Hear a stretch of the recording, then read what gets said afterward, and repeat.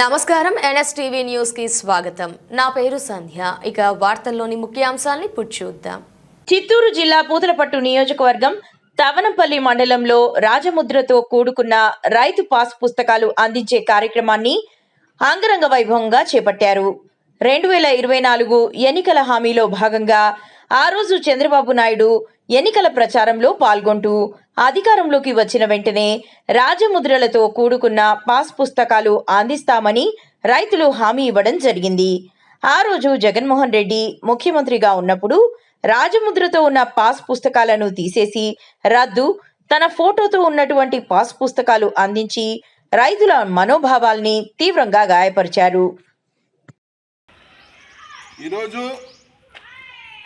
ఆ రోజు మన ముఖ్యమంత్రి నారా చంద్రబాబు నాయుడు గారి ఎన్నికల ప్రచారంలో నేను అధికారంలోకి వచ్చిన తర్వాత వెంటనే రాజముద్రతో మీకు పట్టాదారు పాస్ పుస్తకాలు ఇస్తానని చెప్పి హామీ ఇవ్వడం జరిగింది. ఈరోజు రాజముద్రతో కొద్ది జూమ్ చేయబడింది. రాజముద్రతో రైతులకి పట్టాదారు పాస్ బుక్లు ఇవ్వడం జరుగుతూ ఉంది. గతంలో ఈ పాస్ బుక్ జగన్మోహన్ రెడ్డి గారి ఫోటోతో ఇవ్వటం జరిగింది. మనకి మన నేల, మన తాత ముత్తాతల దగ్గర నుండి వారసత్వంగా వచ్చినటువంటి భూమి ఇది. మన కష్టార్జితంతో మనం సంపాదించుకున్న భూమి. ఈ భూమి పైన రాజముద్రతో, ప్రభుత్వ ముద్రతో ఉండాలి కానీ ఏ ముఖ్యమంత్రులతో వ్యక్తిగతంగా నాయకుల ఫోటోలు ఉండడానికి వీలు లేదు.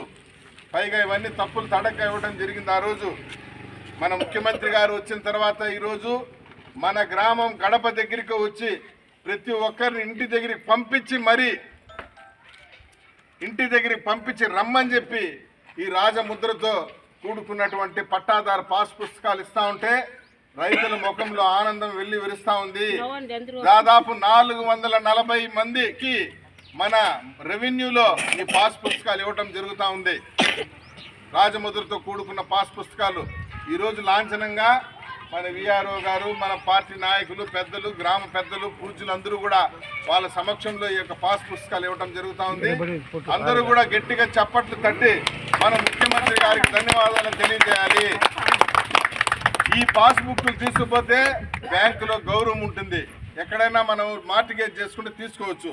ఈ పాస్ బుక్ తీసుకుపోతే పాంప్లెట్ లాగా ఉంది. దీన్ని చూసే డబ్బు కూడా ఇవ్వటం లేదు బ్యాంకుల్లో.